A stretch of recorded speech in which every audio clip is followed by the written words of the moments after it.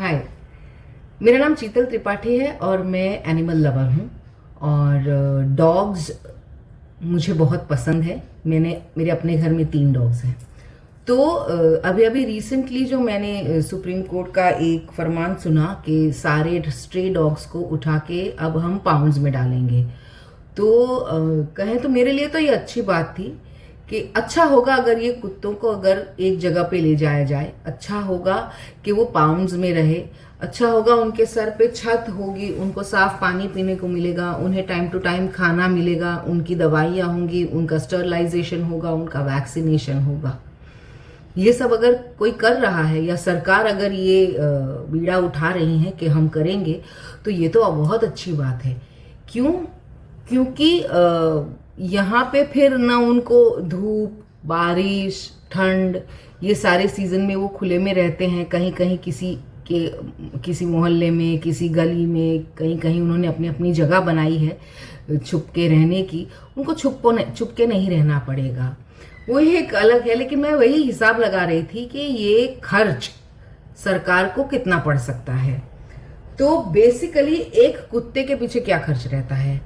अब जैसे ड्रूल्स जैसा एक डॉग फूड है जो बहुत ही पॉकेट फ्रेंडली समझा जाता है, पेडिग्री से भी सस्ता है वो, और अच्छा फूड है। मैं अपने घर के डॉग्स को भी ड्रूल्स ही खिला पाती हूँ। मेरे पास 3 डॉग्स हैं। तो वो आपको 10 किलो का पड़ता है 1400 रुपया। ठीक है। एक डॉग को एक टाइम फीडिंग का समझिए खर्च आता है 30 रुपया, अगर आप उसको प्रॉपर खिलाएंगे। क्योंकि खाली किबल्स आप नहीं खिलाते हैं, कभी आप उसमें अंडा मिला के खिलाते हैं, कभी आप उसमें चिकन देते हैं, कभी आप चिकन फीट लेके आते हैं तो उनको चिकन फीट देते हैं। तो ये सब कुल मिला के जो खर्च होता है एक टाइम का, आप समझिए कि 30 रुपया। 30 रुपया पर फीड एक डॉग का होता है। आप समझिए कि महीने भर 30 दिन का हो गया आपका 900 रुपीज।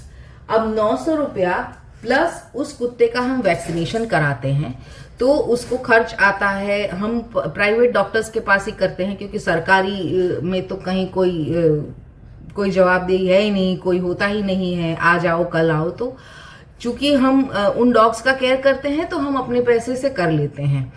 तो 1500 रुपया हमें पर डॉग का एक साल का एक वैक्सीनेशन का उनका खर्च लगता है, जिसमें रेबीज 2-3 जितने वैक्सीन होते हैं वो लग जाते हैं उनके।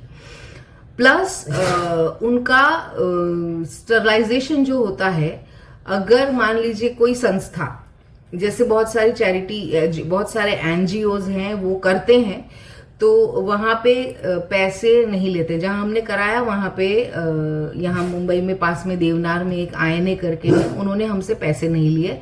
बस हमको उन बच्चों को वहाँ ले जाना है और फिर ले आना है। ले जाने के बाद वो लोग उनका ब्लड टेस्ट करते हैं, उनका ऑपरेशन करते हैं, और उसके बाद में पोस्ट ऑपरेशन उनका केयर करते हैं। 7 दिन तक वो लोग अपने यहाँ उन बच्चों को रखते हैं। फिर वो बच्चे हमें वापस लेके आने होते हैं। हमारे एरिया में हम इनको लाके रख देते हैं। तो ये जो खर्च होता है मिनिमम मान लीजिए कि हमें फ्री में पड़ रहा है, लेकिन कहीं ना कहीं वो खर्च हो जाता है आपको 2 से 2,500 रुपए का। ठीक है। तो मैं वही हिसाब लगा रही थी कि एक कुत्ते का खाने का खर्च है 900 रुपया, प्लस अगर उसको हम 12 महीने सालाना, तो 12 महीने का उसका खर्च होता है एक कुत्ते को खिलाने का 10,800 रुपया। 10,800 प्लस 1,500 रुपया आपका वैक्सीनेशन हो गया, और 2,000 रुपया उनकी नसबंदी का औसत हो जाता है। ठीक है। तो अगर हम इसको पूरा जोड़ेंगे तो एक कुत्ते के पीछे 14,300 रुपया खर्च है सालाना फॉर वन स्ट्रे डॉग। ठीक है। मान लीजिए कि हमारे पास देश में 6 करोड़ कुत्ते हैं, तो 6 करोड़ कुत्तों का इतना ही सालाना कितना खर्च होगा 6 करोड़ कुत्तों का, वो है 8.58 लाख रुपीज। 8.58 लाख करोड़, सॉरी 8.58 लाख करोड़ रुपए होते हैं। मुझसे बोले भी नहीं जाते, मुझे जीरोस भी नहीं समझ में, इतना बड़ा फिगर है। 8.58 लाख करोड़ रुपए देश के 6 करोड़ कुत्तों को रखने का खर्च, ये सिर्फ उनके खाने का, उनका वैक्सीनेशन और स्टरलाइजेशन है। उसमें आप जोड़ लीजिए कि अभी 6 करोड़ कुत्तों को देश में जहां जहां रखेंगे वहां आपको पाउंड्स बनाने पड़ेंगे। वो पाउंड का खर्च नहीं पता। वहां बिजली होगी, वहां पे पानी का व्यवस्था होगा, और इन कुत्तों को रखने के लिए, इन लोगों का काम करने के लिए आपको स्टाफ भी रखना पड़ेगा, तो वो भी खर्च आप जोड़ लीजिए। तो ये जो 8.58 लाख करोड़ हैं, शायद उसमें उतने ही दूसरे गिन लीजिए तो मेरे ख्याल से 20 से 25 लाख करोड़ रुपए जो हैं वो इसके पीछे लग सकते हैं, जो सुप्रीम कोर्ट ने अभी बोला कि सारे कुत्तों को पाउंड में डाल दो, तो भाई इतना खर्च है। अभी मैं बताऊं, ये 8.58 लाख करोड़ है ना, 6 करोड़ कुत्ते हैं और 6 करोड़ कुत्तों को डॉग फीडर खिलाते हैं। जितने जो डॉग लवर कह के लोग, डॉग लवर एक गाली हो गया शायद आज, कि ये तो डॉग लवर है। तो ये डॉग लवर है ना, अपने पॉकेट मनी से, अपनी जेब से इन कुत्तों को खिलाते हैं। तो आपकी इकोनॉमी में है ना, ये 8.58 करोड़ चीजें जो है वो आपके देश की जनता कर रही है अब तक। तो आप सोच लिए कि अगर सरकार के ऊपर आएगी तो क्या सरकार ऑनेस्टली इन जानवरों को केयर करेगी जैसे ये डॉग लवर्स करते हैं? हम कुछ नहीं देखते हैं, हम बारिश नहीं देखते हैं, हम धूप नहीं देखते हैं, हम कोई भी सीजन में हैं। हमने अगर नियम बनाया है तो वो डॉग लवर कुछ भी करके उन कुत्तों को खाना खिलाने जाएगा, क्योंकि इसमें ना तो किसी को अवार्ड मिल रहा है, ना किसी का कोई अपना फायदा है, बस केवल एक प्यार के लिए वो जाता है।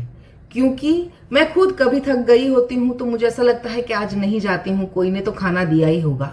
लेकिन जब तकिए पे सर रखती हूं ना, तो यही थॉट आता है कि क्या पता अगर कोई नहीं आया तो जाके मैं थोड़ा थोड़ा अपने बच्चों को खाना दे देती हूँ। शायद ये मेरी फीलिंग नहीं है, हर डॉग लवर यही होता है। जो जानवर का केयर करता है वो यही करता है। और रही बात, लोगों को लगता है कि ये शहर में रहते हैं, बिल्डिंग में रहते हैं, सो कॉल्ड अर्बन लोग हैं जो सिर्फ डॉग के लिए वाउच कर रहे हैं, डॉग की आवाज उठा रहे हैं। भाई देखिए, शहर में रह के हम गाय तो नहीं पाल सकते, हम सारे पशु प्रेमी हैं। हम तो वनतारा वाले नहीं है ना कि हम वनतारा बना लेंगे और हाथी भी ले आएंगे, हथनी भी ले आएंगे, हम सब जगह से जानवर ले आ पाते हैं, हम नहीं कर पाते हैं। तो हमारे आसपास यही एक जीव है जो हमसे कनेक्टेड है और हम सारे बस उसी के लिए करते हैं। लेकिन अगर लोगों को इसमें भी प्रॉब्लम लग रही है तो मुझे नहीं लगता है कि ये सेवा का काम है और उसमें किसी को प्रॉब्लम हो सकती है, क्योंकि सरकार को तो हुई है, क्योंकि आंकड़ा बहुत बड़ा है। और इस आंकड़े में बाकी सब भी तो अगर हम जोड़ लेते हो तो ये कितना बड़ा फिगर है जिसमें धांधली नहीं हो सकती है क्या? आंगनवाड़ी के केस में तो कोई देख नहीं रहा है, सरकारी स्कूलों की हालत तो खराब है, रास्ते में, शहर के रास्तों पे, सिग्नल पे बच्चे अभी भी तो भीख मांगते नजर आ रहे हैं, वो सब तो चल ही रहा है। अब एक नई दुकान, और ये भी इन गूंगे जीवों के नाम पे। पैसे छोटे नहीं हैं और शायद यही वजह है कि ये मूक जीवों को यूज किया जाए, इनको एक जगह पे लाके। मुझे नहीं लगता है कि जो केयर एक डॉग लवर, जो एक स्वयं अपने फीलिंग से कर रहा है, वो शायद वहां पे पगारदार सरकारी कर्मचारी करेगा। आपको लगता है क्या? विचार करिए कि ये सिर्फ 8.58 लाख करोड़ रुपीस सिर्फ खाने के, स्टरलाइजेशन के और वैक्सीनेशन के हैं।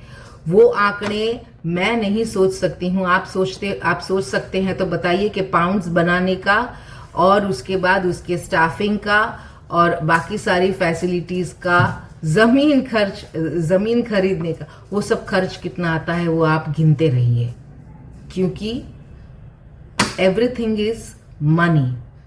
सारी चीजें पैसा होती हैं और कोई सरकार दूध की धूली नहीं है, माफ कीजिएगा। Thank you.